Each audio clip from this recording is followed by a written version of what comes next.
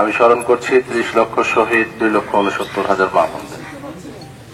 আমি স্মরণ করছি জাতীয় চার নেতা এবং গণতান্ত্রিক আন্দোলনে বাংলাদেশ বিনির্মাণে যারা আত্মহত্যা দিয়েছে তাদের সকলকে। আমি তাদের সকলের আত্মার মাগফিরাত কামনা করছি। বিশ্বে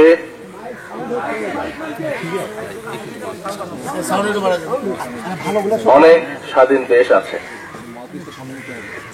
তারা স্বাধীনতা দিবস উদযাপন করে, যে আমাদের একই সঙ্গে আমরা স্বাধীনতা এবং বিজয়ের এই দুইটি দিবসের উত্তরাধিকারী। আজকে সেই দিবসটি উদযাপনের জন্য এখানে সমবেত হয়েছেন বীর মুক্তিযোদ্ধা, রাজনৈতিক। এটা যেন প্রজন্ম থেকে প্রজন্ম পর্যন্ত আমরা ধারণ করতে পারি, বহন করতে পারি।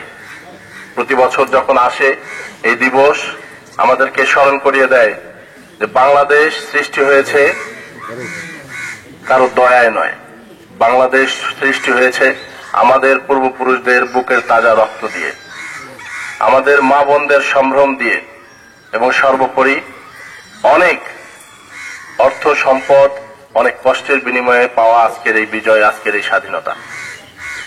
এই দিবসটি যথাযথ মর্যাদায় পালনের উদ্দেশ্যে উপজেলা প্রশাসন কর্তৃক আয়োজিত আজকের মাঠে যে আয়োজন করা হয়েছে সেই আয়োজনে আপনারা শরীক হবেন।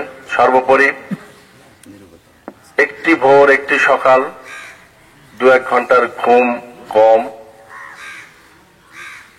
এটা যারা শহীদ হয়েছেন তাদের কাছে কিছুই নয়। আমরা যারা এখানে উপস্থিত হতে পেরেছি তাদেরকে আমি ধন্যবাদ এবং কৃতজ্ঞতা জানাই। শুধু আপনারাই নন, আপনাদের সন্তানদের চিন্তে যেন এই একটি কথা প্রতিধ্বনিত নেই যে বাংলাদেশে তোমরা বসবাস করছো তার জন্য 1 সাগর রক্ত কিন্তু প্রবাহিত হয়েছে বাংলার পদ্মা যমুনার ধারা দিয়ে। সেই চেতনা বিশ্বাসকে আঁকড়ে ধরে আজকে বাংলাদেশ এগিয়ে যাচ্ছে, বাংলাদেশ এগিয়ে যাবে। আপনাদের উপস্থিত সকলকে ধন্যবাদ জানিয়ে অন্ততপক্ষে এই 2-1টি দিনে আমরা আরো ব্যাপকভাবে, আরো বন্ধু বান্ধব সবাই মিলে নিজের সন্তানদেরকে নিয়ে এসে যেন শহীদ মিনারে অন্ততপক্ষে পুষ্পমাল্য আমরা অর্পণ করতে পারি, শ্রদ্ধা জানাতে পারি, এই আহ্বান রেখে সকলকে ধন্যবাদ জানিয়ে আমার বক্তব্য শেষ করছি। জয় বাংলা, জয় বঙ্গবন্ধু। ধন্যবাদ সবাইকে।